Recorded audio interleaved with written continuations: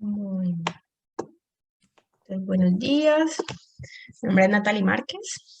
Hoy vamos a hablar un poco pues, sobre la anatomía del sistema lagrimal y de una de las patologías, digamos, más frecuentes, que es pues, la epífora en algunos pacientes.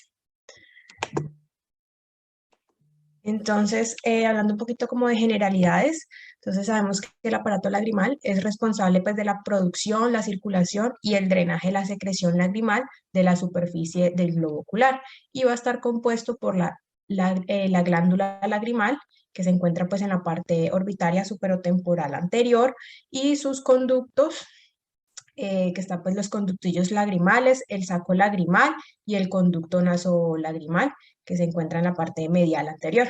Ya pues en el transcurso de la presentación vamos a hablar de las características de cada uno de ellos. Entonces aquí pues otra vez pues esta imagen, vemos acá la glándula lagrimal, el canalículo que normalmente mide pues entre 8 milímetros, acá lo vemos también. Antes de esto pues está su ampolla, el saco lagrimal que es de 12 a 15 milímetros aproximadamente, el canalículo, bueno, como lo dije, de 8 a 10 milímetros y el ducto nasolagrimal que mide entre 12 a 18 milímetros y que se pues va a drenar en el meato pues inferior. Entonces ya vamos a hablar un poquito más de eso. La lágrima pues está compuesta, pues tiene tres capas. Entonces primero pues una capa que es lipídica, que está compuesta de las glándulas de mebomio. Esa va a formar una barrera hidrófoba que va a permitir pues como estabilidad y que la evaporación sea un poco menor. Luego tenemos pues la capa acuosa que está compuesta de glándulas principales y glándulas accesorias.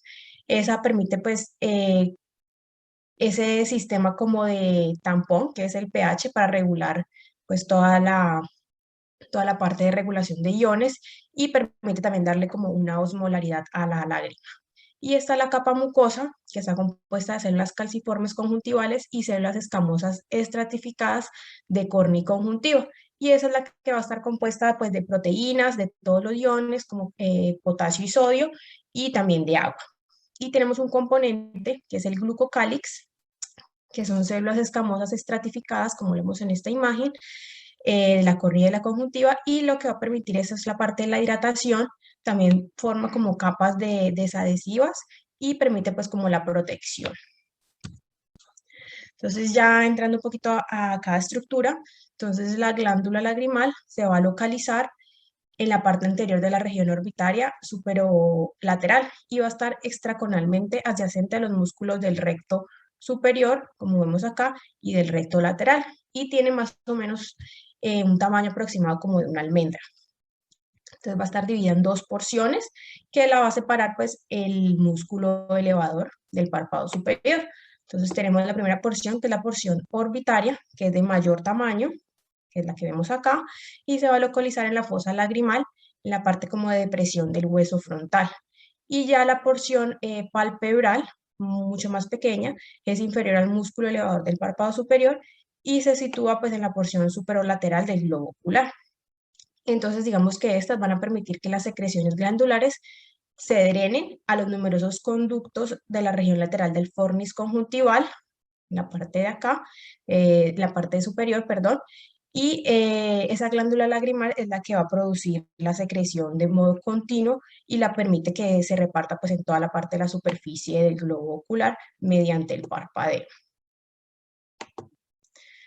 Entonces, esa glándula lagrimal, esta es la parte pues histológica, está compuesta por acinos y por conductos, como los vemos acá. Y esos acinos secretores van a consistir en un epitelio que es cuboide, que rodea un lumen central, y esas células epiteliales van a aportar unas vesículas eosinófilas que van a teñir con esa tinción de paz, que es el periódico de Schiff, que van a ser positivos. Entonces, como vemos en esa imagen de acá. Y son llamadas los gránulos de simógeno, que contienen lisosimas, lactoferrina, también hemoglobulina A, que van a ser secretadas por la lágrima. Entonces aquí vemos histológicamente cómo se ve normalmente pues en esa glándula lagrimal, el epitelio y los conductos, y acá por ejemplo en un paciente con un síndrome de Sjögren, entonces lo que va a haber es una infiltración linfocítica, entonces se pierden todos esos acinos y esos conductos y lo que hace es una reacción linfocitaria a lo que presenta ese paciente. Entonces, pues la producción obviamente pues va a ser muy diferente a lo que es en un paciente normal. Entonces, en cuanto a la irrigación, en la parte pues arterial, entonces pues a través de la arteria oftálmica que hace su rama a la arteria lagrimal y pues permite pues que tenga la irrigación la glándula lagrimal. En la parte en cuanto a su drenaje venoso, va a ser a través, bueno, la vena supraorbitaria que drena la vena oftálmica superior y esa pues va ahí hacia el seno pues cavernoso. Y en cuanto a la parte eh, sensitiva, pues neuronal, las neuronas sensitivas de la glándula lagrimal regresan, digamos, al sistema nervioso central a través de la rama lagrimal, que es rama del nervio oftálmico, es decir, del trigémino, la primera rama. En cuanto a la parte inervación parasimpática, entonces esas fibras secretomotoras de la fracción parasimpática de la división pues, autónoma del sistema nervioso paracentral son las que van a estimular la secreción de la glándula lagrimal. Y esas ramas van a abandonar el sistema nervioso central a través del nervio facial, que es la parte de acá que vemos acá, y se van a dirigir al nervio petroso mayor, como vemos en este, nervio petroso mayor, y continúa hasta transformarse en el nervio del conducto pterigoideo, como vemos acá, y de ahí alcanza el ganglio pterigopalatino. Una vez alcanza pues el ganglio pterigopalatino, donde las neuronas parasimpáticas preganglionales hacen su sinapsis con las neuronas parasimpáticas postganglionales y ahí van a alcanzar la rama del nervio maxilar, que es esta de acá, que es la B2, y viajan en su interior hasta la ramificación del nervio cigomático, continúan con él hasta que se emite el nervio cigomático temporal, como vemos acá, este acá, cigomático temporal, y de ahí ya llega al nervio lagrimal y por último pues se va a distribuir en la glándula lagrimal. La inervación simpática va a tener una ruta muy similar al sistema pues parasimpático que les acabo de mencionar. Lo único es pues que esas fibras postganglionares que van a originarse en el ganglio cervical superior y van a viajar es a través del plexo que rodea la arteria carótida interna, como vemos en esta imagen de acá, hasta que la abandonan a través del nervio petroso profundo. Y ahí pues llega el conducto pterigopalatino al ganglio pterigopalatino y de ahí pues hace el mismo camino por el nervio maxilar, el nervio cigomático temporal y de ahí a la glándula, pues el nervio lagrimal hasta la glándula lagrimal, que es el mismo pues ya recorrido similar al de las fibras parasimpáticas. La entrada pues al sistema de drenaje lagrimal es a través de los puntos lagrimales, que estos se van a localizar medialmente en el margen del párpado superior e inferior. Y normalmente en el punto inferior se va a encontrar un poco más lateral que el punto superior. Entonces suelen orientarse ligeramente hacia atrás, por eso cuando se va como a inspeccionar los puntos lagrimales, se debe pues vertir la zona medial de los párpados y ahí vamos a encontrar el punto lagrimal. Entonces cada punto va a estar rodeado por una ampolla que es como una elevación carnosa que va a estar orientada perpendicularmente al borde del párpado y va a conducir a un segmento vertical del canal líquido. Entonces aquí hay algunas patologías que pueden presentarse cuando hay problemas en los puntos lagrimales, entonces por ejemplo en pacientes con ectropion o una estenosis que sea puntual del punto lagrimal, entonces aquí vemos por ejemplo pues hay una estenosis. En pacientes pueden tener alguna obstrucción parcial que puede ser, digamos, por una pestaña o cuando hay puntos, pues ya lagrimales que es el contrario, pues prominentes o con ya pues en la parte como infecciosa que es canaliculitis. Ya la carúncula lagrimal se sitúa en el área del canto medial, como vemos acá, nasal al punto lagrimal y al lacus lagrimalis y es un componente de la fascia capsulopalpebral del recto medial. Su origen, digamos, embriológico es del párpado inferior, por lo cual va a contener pues glándulas sebáceas. Y digamos que con base pues en esas características anatómicas, la carúncula lagrimal se sitúa tanto pues en el canto medial como en el párpado inferior. Digamos que otra posible pues, implicación para que el sistema de drenaje lagrimal esté relacionado con las fibras musculares lisas. Entonces, dado que el tejido alrededor de la carúncula lagrimal va a contener muchas fibras musculares lícidas y su contracción y relajación va a poder cambiar el área del lacus lagrimal. Entonces, estas fibras musculares lisas van a estar estimuladas por el sistema simpático. Entonces, tras el estímulo simpático, la fascia, perdón, capsulopalpebral del recto medial puede tirar hacia la caróncula posteromedialmente y la contracción de fibras musculares lisas de los retractores del párpado inferior va a hacer que tire pues, esa caróncula inferolateralmente.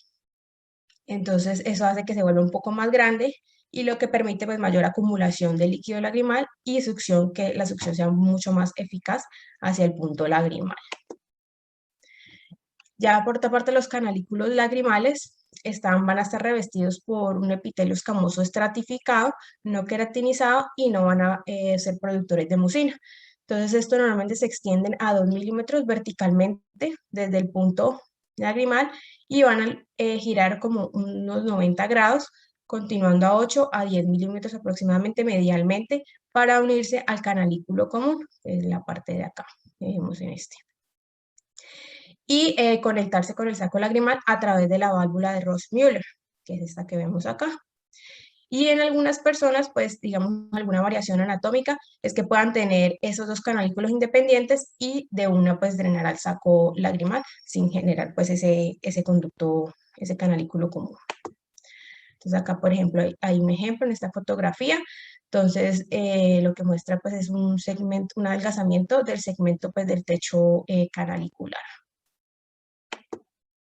Ya el saco lagrimal mide aproximadamente entre 10, que es el que vemos acá, y 12 milímetros de longitud y se va a localizar en la fosa lagrimal, entre la cresta lagrimal anterior y posterior.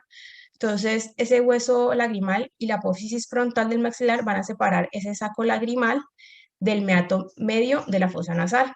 Entonces, cuando se hace una dacriocistorrinostomía, se crea como una anastomosis entre el saco y la mucosa nasal para sortear esa obstrucción que se puede generar en el conducto nasolagrimal. Entonces, ya el conducto nasolagrimal, que es el que vemos acá, mide entre 12 a 18 milímetros de largo y representa pues la continuación inferior del saco lagrimal, como vemos en la imagen. Desciende con una ligera angulación lateral y posterior para desembocar en el meato nasal inferior, por fuera y debajo del cornete inferior, que es el que vemos acá. Y esa abertura del conducto está cubierto parcialmente por un pliegue mucosa, que es lo que se denomina la válvula de Hasner. Ya hablando pues de la cavidad nasal un poquito, entonces, pues la cavidad pues, es un vestíbulo nasal, es un pequeño espacio que es interno a las narinas, que está recubierto por piel y por folículos pilosos. Y es lo que nos permite también generar un abordaje pues, endonasal en los pacientes que tienen pues, alguna obstrucción. Entonces, aquí es importante conocer un poquito también de la anatomía pues, de los senos etmoidales, que primero pues, son los primeros en desarrollarse y van a alcanzar una configuración pues, adulta a los 12 años de edad. Entonces, esas ampollas etmoidales son particularmente exuberantes y su expansión y pueden neumatizarse en la placa orbitaria del hueso frontal e incluso desarrollarse como senos frontales. Entonces, tienen una forma rectangular, como de caja, como vemos en esta imagen de acá, ligeramente un poquito más ancha en la parte posterior, donde se va a articular pues, con el hueso, con el seno esfenoidal, y normalmente pues el seno etmoidal anterior y medio van a drenar hacia el meato medio y el posterior va a drenar hacia el meato superior. Entonces ese hueso etmoidal va a estar formado por dos laberintos etmoidales, uno que va a estar unido por la hoja perforada del hueso, que es esta que vemos acá, que es la lámina cribosa, y otra lámina perpendicular, que es esta que vemos acá o acá, que desciende verticalmente en plano medio sagital desde la lámina cribosa para formar la parte del tabique nasal, que es lo que conocemos como el vómer. Ya entonces la hoja lateral, que es la lámina parapricia, forma la parte de la pared medial, que vemos acá, de la órbita. Esa hoja medial formará la parte superior de la pared lateral de la cavidad nasal, que está formada por dos apófisis y un abultamiento. Y esas dos apófisis son las que representan pues la parte de la concha nasal superior y medial. que se van a curvar hacia abajo para terminar en el borde, en los bordes mediales libres. Bueno, entonces como vemos acá, pues entonces la concha nasal inferior va a estar adherida al etmoides y al maxilar superior, como vemos en esta imagen, o en la parte de acá, y se divide a la cavidad nasal en 4 canales aéreos. Entonces está el meato nasal inferior, que vemos acá, que está pues entre la concha nasal inferior y, perdón, y el suelo de la fosa nasal, el meato nasal medio, que está pues entre la concha nasal media e inferior, y el meato pues nasal superior, que va a estar entre la concha nasal media y superior. Y tenemos pues el receso esfenoidal entre el cornete superior y el techo de la fosa nasal. Entonces acá pues otra vez como un resumencito pues de toda la parte anatómica, la glándula lagrimal, los canalículos, el saco lagrimal, el conducto nasolagrimal y que va a drenar acá pues a la parte del meato pues inferior y acá pues los senos que les mostré, las conchas nasales, tanto inferior, superior como medio. Entonces, ¿cómo funciona, digamos, todo ese proceso pues de bombeo lagrimal? Entonces, las lágrimas son segregadas pues por la glándula lagrimal principal y accesorias y se van a distribuir pues en toda la parte de la superficie ocular.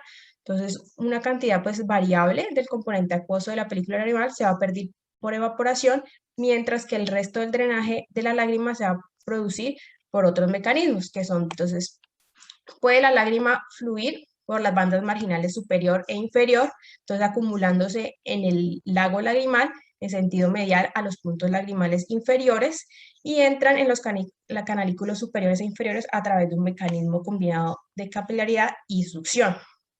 Otro mecanismo es por el parpadeo, entonces aquí juega un rol el músculo orbicular ocular pretarsal que comprime esas ampollas, las acorta y comprime los canalículos horizontales. Entonces, eso va a generar que se descierre y se desplacen los puntos lagrimales y medialmente para impedir que se genere el reflujo. Y pues en otra parte, la contracción de la parte lagrimal del orbicular crea una presión positiva que va a empujar esa lágrima hacia el conducto nasolagrimal y hacia la fosa nasal. Entonces eso va a ser también a través de la ayuda del tejido conectivo de las disposiciones helicoidales que tiene el saco lagrimal. Y ya una vez, pues al abrir los ojos, los canalículos y el saco se expanden, creando una presión negativa que arrastra la lágrima desde el canalículo hasta el saco. Entonces, digamos que pues estos mecanismos pues es importante pues como tenerlos claros para lo que vamos a hablar ahora, que es de la epífora. Entonces, la epífora pues es la presencia del lagrimeo excesivo. Entonces, esta patología puede causar molestias y dificultades en las actividades diarias de los pacientes, como leer, conducir, trabajar, ver televisión. Y pues hay que saber diferenciar entre la pseudoepífora, que después es el lagrimeo reflejo, versus ya la epífora, que es el, digamos, el verdadero pues, el lagrimeo, que es por rebosamiento. Entonces, pues en este esquema de acá, entonces pues tenemos la diferenciación entre estas dos. Entonces la epífora puede ser por algo anatómico, alguna obstrucción, o por algo funcional, que puede ser tanto primario o pues idiopático, o por alguna causa secundaria. Y ya la pseudoepífora puede ser reflejo o por alguna patología superficial, como por ejemplo el ojo seco, pues que se va a caracterizar pues por la pérdida de la homeostasis de la película lagrimal, que se acompaña pues ya de sus síntomas oculares, puede ser por estímulos mecánicos, como cuerpos extraños o queratitis, estímulos químicos como la alergia o el uso de algún medicamento que lo esté produciendo, o estímulos infecciosos. Y también pues esa pseudoepífora puede ser por estímulos psíquicos o hipersecreción glandular. Entonces entrando pues con la parte de la epífora, entonces, esa obstrucción anatómica es causada por algún obstáculo físico a lo largo pues, de la vía lagrimal que va a impedir pues, el drenaje de esta cavidad nasal. Y son normalmente pues, esas patologías estructurales que impiden pues, ese drenaje. Ya la obstrucción funcional puede ser pues, primaria idiopática o secundaria al fracaso pues, de la bomba lagrimal, que es lo que les había mencionado anteriormente, de que alguno de esos mecanismos de bombeo estén fallando. Entonces, pueden impedir pues como que el impulso del recorrido lagrimal desde el ojo hacia el meato nasal. Entonces pueden haber alteraciones en los músculos orbiculares pretarsal y preceptal, que son los que se encargan pues de producir esa fuerza para el bombeo lagrimal, o una malposición de puntos lagrimales, o pacientes con parálisis facial, por ejemplo. En cuanto a la sintomatología, pues de la obstrucción de la vía lagrimal, en los pacientes con obstrucción anatómica, pues aparte de la epífora, puede que en esos casos hayan episodios de infección aguda o crónicas de la vía lagrimal.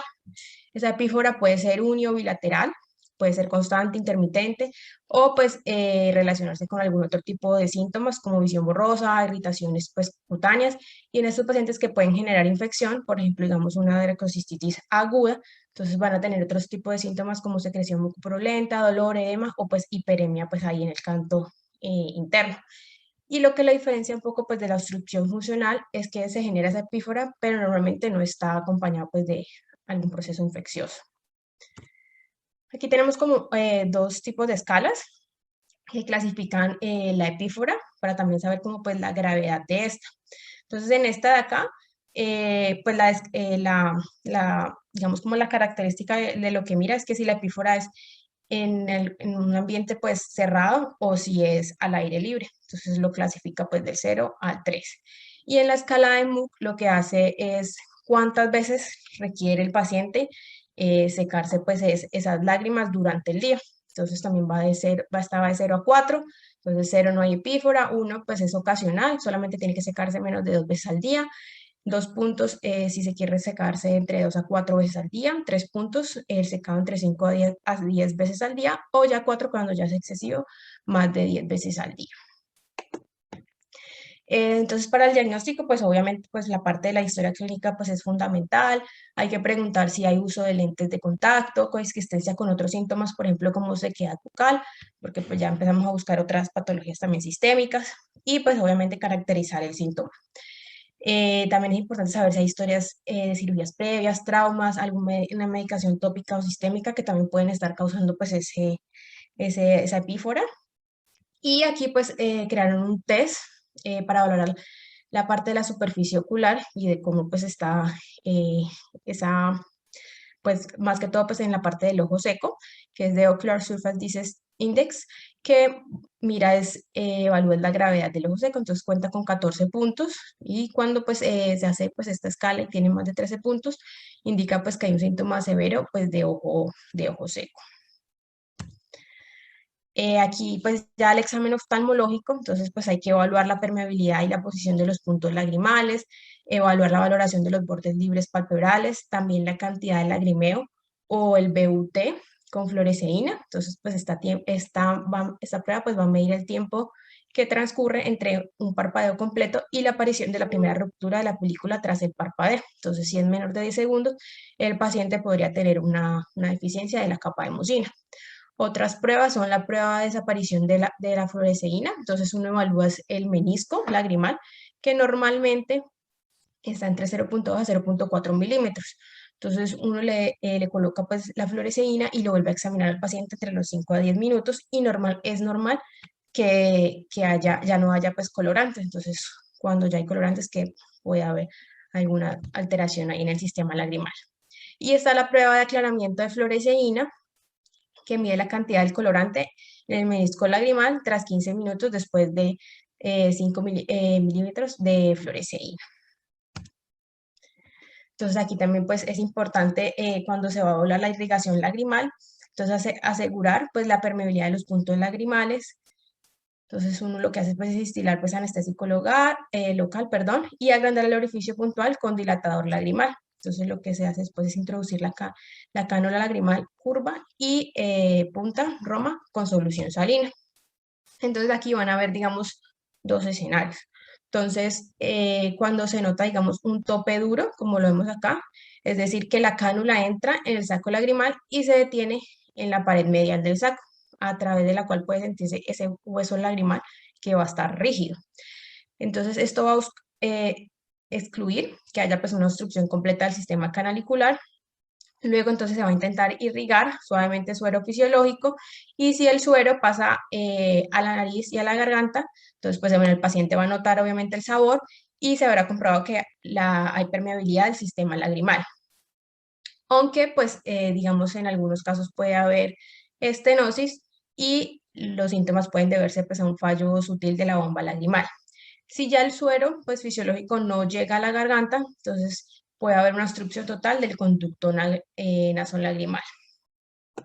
Entonces, digamos que en este caso, que no fluye pues hacia la garganta, entonces el saco lagrimal se va a distender durante la irrigación y habrá reflujo. Entonces, normalmente a través de los puntos lagrimales, tanto superior como inferior. Y pues ahí ya depende de cómo sea el reflujo, puede ser mucoide, transparente o pues mucopurulento. Entonces, según lo que haya pues en el contenido del saco lagrimal. Y acá pues el otro escenario es que se note pues un tope blando si la cánula se detiene pues en la unión del canalículo común con el saco lagrimal o un poquito más proximalmente, por lo que digamos que no va a entrar en el saco y se percibirá esa sensación como esponjosa de la cánula presionada en las partes blandas del canalículo común y la pared lateral contra la pared medial del saco y el hueso lagrimal. Entonces ahí al principio como el canalículo es sinuoso, con la oclusión de la punta de la cánula por la pared canalicular, también puede producir esta impresión. Entonces conviene retirar ligeramente la punta y aumentar la tensión lateral sobre el párpado y de nuevo intentar avanzar la sonda con suavidad. En caso pues de que si ya haya la obstrucción canalicular inferior, entonces el tope pues, blando que se siente se acompañará de reflujo pues, del suero fisiológico que se instiló a través del punto lagrimal inferior. Y si hay pues, reflujo por el punto superior, indica que hay permeabilidad de los canalículos superior e inferior con obstrucción pues, del canalículo común. Entonces, pues acá pues una imagen pues resumiendo las posibles, digamos, obstrucciones. Entonces aquí pues cuando es permeable, entonces pues va a drenar hacia la garganta o pues hacia la nariz del paciente. Cuando hay obstrucción del canalículo pues, inferior, pues el reflujo pues, se genera en la parte inferior. La obstrucción del canalículo común, que va a ser pues, ese reflujo a través del punto superior, o si ya es del ducto nasolagrimal, también se puede generar pues, ese reflujo en la parte superior. Otra prueba que se realiza para la evaluación de la vía lagrimal es la prueba de Jones con contraste, que consta pues de dos pruebas, una primaria y otra secundaria, y se realiza ante la sospecha pues de alguna obstrucción parcial del sistema de drenaje. Entonces, la prueba primaria distingue pues entre esa obstrucción parcial de las vías lagrimal y el fallo de bombeo lagrimal por hipersecreción primaria de la lágrima. Entonces lo que se hace es instilar una gota de fluoresceína, el 2%, en el fondo de saco conjuntival de un solo ojo y después de 5 minutos, entonces se coloca pues un aplicador de esos de algodón con anestésico local debajo del cornete inferior en la desembocadura del conducto nasolagrimal. Entonces hay pues dos opciones, que la prueba salga positiva, entonces como esta de acá, entonces se va a recuperar la fluoresceína en la nariz y pues significa que el sistema de drenaje lagrimal es permeable y que el lagrimeo puede deberse a una hipersecreción, entonces pues digamos no son necesarias pues más pruebas. Si ya sale negativa, como en la imagen de acá, y no se recupera pues entonces la fluoresceína en la nariz, entonces puede existir una obstrucción parcial o un fallo de mecanismo de bomba lagrimal. Entonces ahí ya en este momento pues hay que hacer una segunda prueba que es la que nos va a diferenciar ese fallo de bombeo lagrimal, o si hay una obstrucción parcial en algún sitio. Entonces, aquí en esta, entonces, la fluoresceína instilada, entonces se instila anestésico tópico y se lava la fluoresceína residual que estaba en el fondo del saco conjuntival y a continuación pues lo que se hace es irrigar el sistema de drenaje mantenido con el aplicador bajo el cornete inferior. Entonces puede salir positiva si hay recuperación del suero tenido de fluoresceína en la nariz. Entonces lo que indicó es que esa fluoresceína sí entró y en el saco lagrimal, entonces confirma la permeabilidad funcional de las vías lagrimales superiores y establece que hay pues una obstrucción parcial del conducto nasolagrimal distal del saco. Pero si la prueba no sale negativa, es decir, que si el suero pues, recuperado de la nariz no se ha teñido, se deduce que esa fluoresceína no había entrado en el saco lagrimal, lo que implica pues una disfunción lagrimal superior, que puede ser puntual pues, o canalicular, y pues puede deberse a una obstrucción mecánica parcial o fracaso pues del bombeo. Ya otras pues, ayudas como diagnósticas, estas son como pues más imagenológicas. Entonces está la criocistografía con contraste, que lo que se hace pues es inyectar un medio de contraste radiopaco, en este caso es el aceite etiodizado, en los canalículos, y pues lo que se va a hacer pues es una imagen radiológica de las vías lagrimales. Entonces, se indica para confirmar la localización exacta de la obstrucción del sistema de drenaje, y también pues, nos permite hacer una orientación quirúrgica en los pacientes que se van a llevar algún procedimiento, y también nos permite identificar, hacer diagnósticos si el paciente tiene divertículos, fístulas y defectos de relleno. No se debe realizar en los pacientes que tienen alguna infección aguda, y esa dacriocistograma es innecesaria si es evidente ya el sitio de obstrucción, por ejemplo, en un paciente que ya tiene un mucosel con reflujo. Entonces, aquí el cistograma va a ser normal en presencia de una epífora subjetiva y objetiva, que sugiere pues que es un fracaso pues del bombeo lagrimal. Otra ayuda diagnóstica es la gammagrafía lagrimal, que evaluó pues el drenaje lagrimal en condiciones un poco más fisiológicas que el anterior examen, mediante el marcado pues de lágrimas con una sustancia radioactiva, y lo que se hace es pues seguir cómo va avanzando pues esa sustancia pues a través del sistema de drenaje. Entonces, digamos que esta no va a proporcionar una visualización tan detallada de la parte anatómica como el anterior examen, pero puede utilizarse para identificar la ubicación de un bloqueo tanto parcial como funcional. Entonces, permite pues, confirmar pues, estas obstrucciones funcionales. De hecho, tiene un poco más de sensibilidad que otras pruebas, y también permite pues, comprobar la presencia de un drenaje normal que está, pues, contraindicaría pues, como algún tipo pues, de cirugía. Entonces, ya entrando pues, a la parte del tratamiento, entonces en los pacientes que tienen una epífora obstructiva, entonces hay que diferenciar pues si es del canalículo o pues de la parte del saco o del ducto. Entonces, si los pacientes tienen una obstrucción en el canalículo, entonces hay que ver si es proximal, entonces menor de 6 milímetros, se podría utilizar una toxina botulínica, que lo que va a hacer es inhibir esa secreción lagrimal. También se puede utilizar una cirugía canalicular o realizar una conjuntivo dacriostorrinostomía.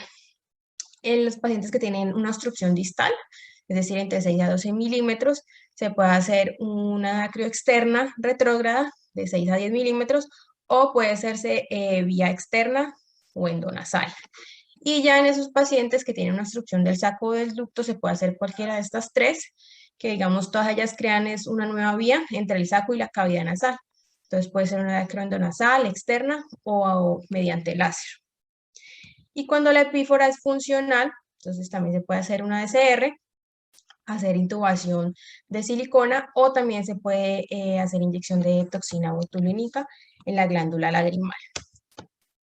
Entonces, hablando un poquito pues de cada una de ellas, entonces la conjuntivo dacriostorrinostomía, entonces se realiza en pacientes que tienen una obstrucción severa de los canalículos. Entonces, aquí vemos pues digamos los pasos que se hacen durante la cirugía.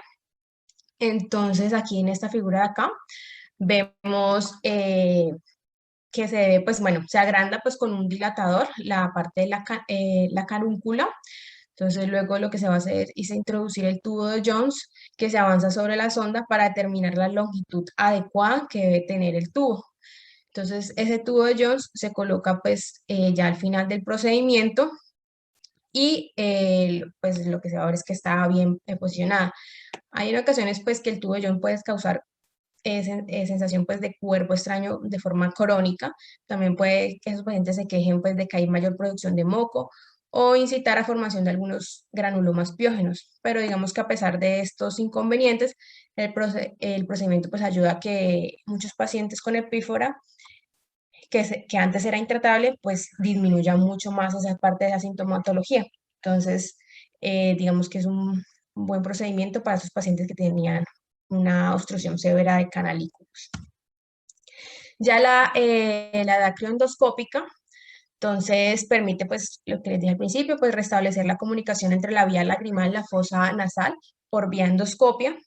Entonces tiene la misma tasa de éxito que la vía clásica, que es la externa, pero pues digamos que el abordaje pues es mucho más fácil y pues la curación es un poquito también más rápida que los pacientes que se les realiza vía externa.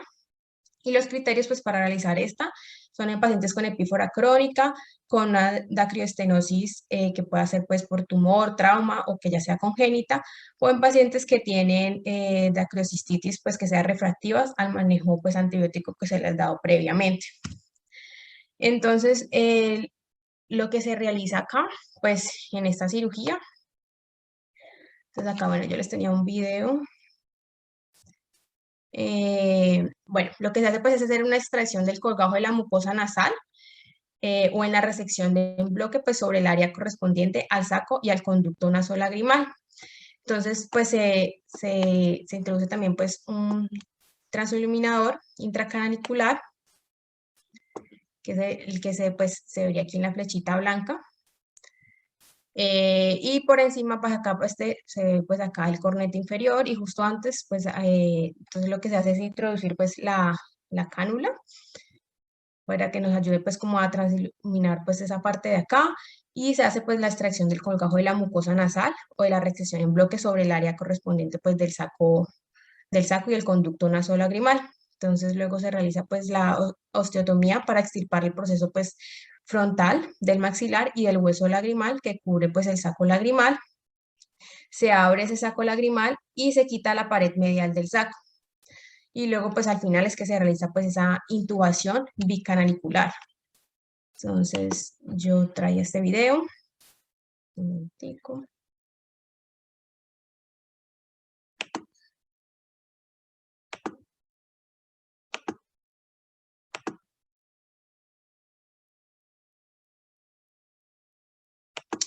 Es un video pues que fue una cirugía realizada por el doctor Quintero. Entonces lo que se hace pues bueno, la dilatación primero de los puntos lagrimales, tanto pues la parte superior como inferior, se realiza pues la colocación del endoluz. Entonces aquí vamos a verlo. Ay, se bloqueó. Un momentico, no sé qué pasó.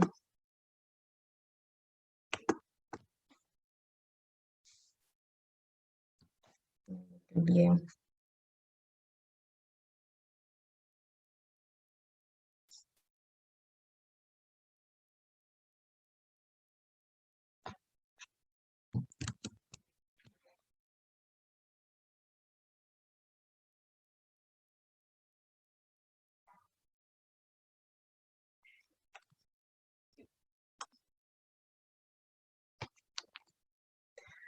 Ay, qué pena, aquí se me bloqueó el computador.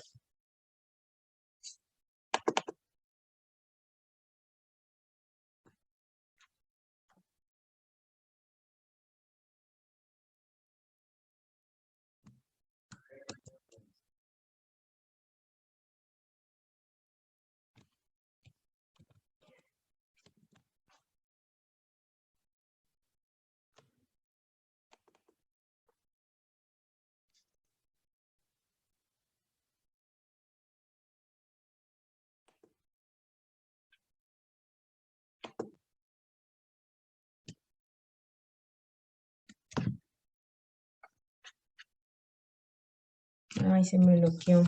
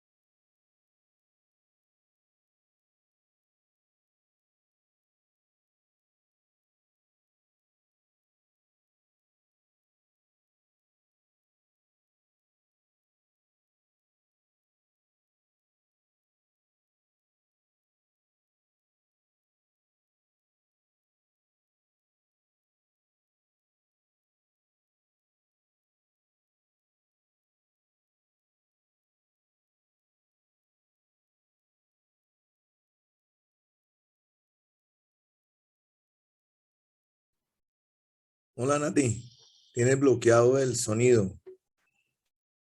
Ahí ya, qué penado. Ahí ya. Bueno, esa fue pues la endonasal, la que les mostré en la parte del video. Y ya la cistorrinastomía externa, digamos, tiene pues, digamos, el principio pues es lo mismo que la endonasal, sino que esta lo que se hace pues es una incisión marcada a 10 milímetros del canto medial, comenzando justo por encima del tendón cantal medial y extendiéndose hacia abajo como vemos en la imagen. Entonces aquí lo que se hace pues es resecar el hueso de la fosa lagrimal y de la cresta lagrimal anterior. Entonces se han formado pues como colgajos en la mucosa nasal. Entonces ahí introduce pues una sonda lagrimal que se va a extender a través de la incisión en el saco lagrimal y una vez pues ya tengamos ese colgajo del saco lagrimal anterior, se va a suturar el colgajo de la mucosa después de haber colocado pues el tubo de silicón. Y acá ya lo vemos cuando se ha colocado pues al final el tubo de silicón tras el cierre pues de la incisión cutánea. Y listo, pues eso era lo que les tenía para el día de hoy. Bueno, Nati, muy bien revisado el tema.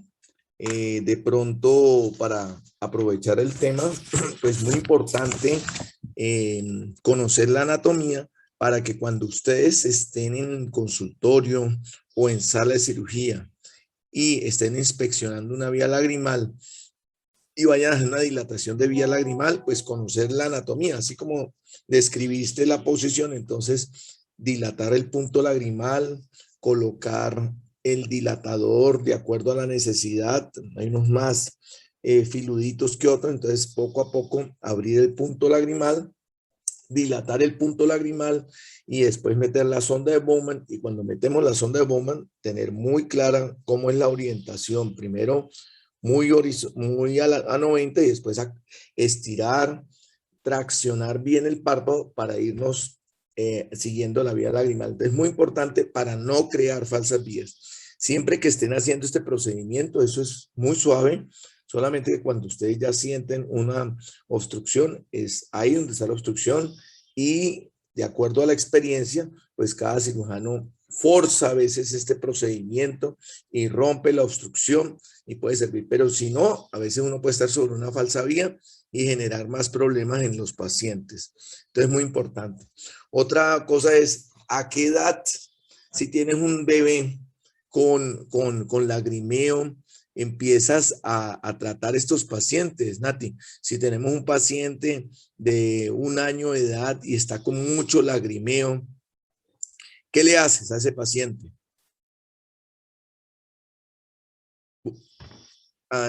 No tienes. Ya, qué pena. Pues lo que se hace al principio, pues en los pacientes tan chiquiticos al principio es realizar pues como masaje, a ver si tratar al inicio pues de que solito digamos se abra pues el canalículo, pues el punto que esté obstruido, porque normalmente uno cuando es tan chiquito pues es un poco más difícil, tanto pues el procedimiento pues porque obviamente pues las vías y eso es mucho más eh, pequeña y reducida. Igual, entonces también, obviamente, pues ellos a medida que van creciendo, pues obviamente también van aumentando, pues digamos, como las cavidades y eso. Entonces, al principio, pues en tan cortada no es como tan recomendado realizarles como el procedimiento, sino que esperar pues como unos añitos más a ver si o autorresuelve o ya si hay en ese momento, pues realizar como una DCR pues endoscópica, pero igual no asegura de que ellos queden pues el 100% pues de éxito pues de la cirugía pues en esos pacientes tan pequeños. Sí, tenemos dos escenarios. Uno es el escenario en el cual simplemente la mamá consulta porque el bebé lagrimea, pero no hay cuadros infecciosos. Entonces es un cuadro más fácil de manejar, en la cual simplemente al niño lo vamos a observar, vamos a mirar si es que hay otra patología asociada que no sea obstructivo, entonces descartar eso. Segundo, podemos hacer el masaje que indicamos en los pacientes, porque la vía lagrimal en los niños se va a veces desarrollando tardíamente y estos pacientes a los 2 años desaparece, a veces si es una obstrucción parcial, se terminan de desarrollar la parte de la vía lagrimal y estos pacientes espontáneamente van mejorando. Entonces uno les puede mandar unas goticas de antibiótico previniendo una infección, un masaje y dependiendo lo que uno de eso esté sospechando, podría ayudar que este paciente le hagamos una dilatación del punto lagrimal, de la vía lagrimal con sonda de Bowman, bajo sedación, en un escenario tranquilo, donde el niño no se esté moviendo, pero pues siempre es un bebé, entonces hay que tomar riesgos, dar anestesia general para una cosa de estas o no. Entonces eso es muy cuestionado.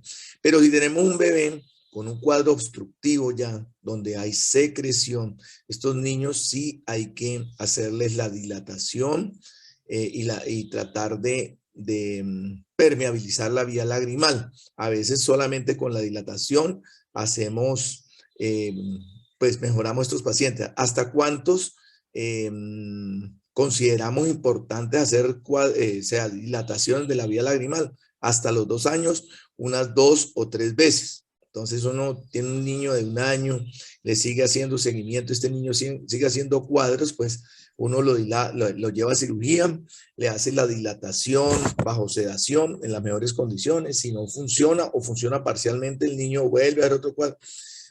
Puede esperar hasta los 2 años y ahí es donde ya entraríamos, si estamos sospechando que definitivamente es una vía lagrimal obstruida, a hacer una dacrioendoscópica, que es difícil, son niños muy pequeñitos, pero ya hoy en día los más expertos, los que manejamos este tipo de procedimiento, a veces entramos tempranamente. El equipo de endoscopia es un equipo especial, es un equipo para con instrumental pediátrico para poder entrar en las fosas nasales que son muy pequeñas. Entonces es muy importante eso. ¿Qué más sería? De las pruebas que se mandan, estuvo muy bien la parte, entender muy bien cómo hacemos la evaluación de la vía lagrimal cuando llega al consultorio. Es una de las causas más frecuentes de consulta del oculoplástico, la epífora. Todos los pacientes terminan en el oculoplástico, todos. El que fue operado de retina, el que fue operado de glaucoma, el que tiene un problema de superficie. Y hay que ser muy insistente con la interrogatorio del paciente para saber qué síntomas tiene, cuáles son las molestias, qué tratamientos le han realizado y evaluar muy bien y consignar muy bien en la historia clínica toda esta información. Entonces, hacer el test de fluoresceína, mirar bien la córnea, mirar bien el párpado, bueno, todo lo que es superficie, evaluarlo.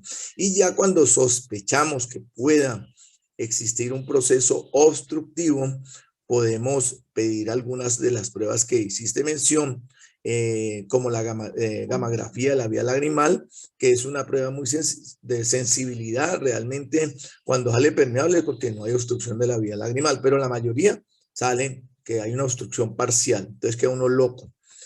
La dacriocistografía ayuda muchísimo también, ya casi no la solicitamos, pero podría ayudarnos. Y pues estos pacientes a veces lo que hacemos es llevarlos a cirugía, hacerles una irrigación de la vía lagrimal antes de pensar en una cirugía definitiva, como es la dacrioendoscópica o la dacrio externa o la conjuntivodacrio, que si es una obstrucción alta. Importante cuando estamos evaluando el paciente, un paciente pues que ya tiene reflujo, pues no le vamos a pedir todo este montón de pruebas. Es un paciente que tiene una obstrucción franca de la vía lagrimal, entonces ya procedemos a hacer el procedimiento. Cuando mostraste el video de la dacrio endoscópica estaba sin voz, pero muy importante puntualizar algunas cosas de la cirugía endoscópica, pues tal vez es un procedimiento hoy en día que realizamos permanentemente con mucho éxito. ¿Qué ventajas tiene esta cirugía? Y lo que ha permitido que seamos más quirúrgicos hoy en día es que podemos operar al paciente y como no hay un trauma franco grande en el paciente, estos pacientes se rehabilitan rápidamente y En caso de una obstrucción, uno puede volver a entrar a reexplorar estos pacientes y no tiene ese posoperatorio tan difícil y tan inflamatorio como lo es la vía externa, que a pesar de que el paciente evoluciona bien, pues es más traumático. La obstrucción de la vía lagrimal superior, pues lo trabajamos con la conjuntivodacrio, colocando un tubo de Jones, una técnica pues no tanto difícil, sino muy malos resultados porque se extruyen a veces el tubo de Jones y estos pacientes pues persisten con ese lagrimeo tan molesto que es en los pacientes. Entonces, ¿no? Muy importante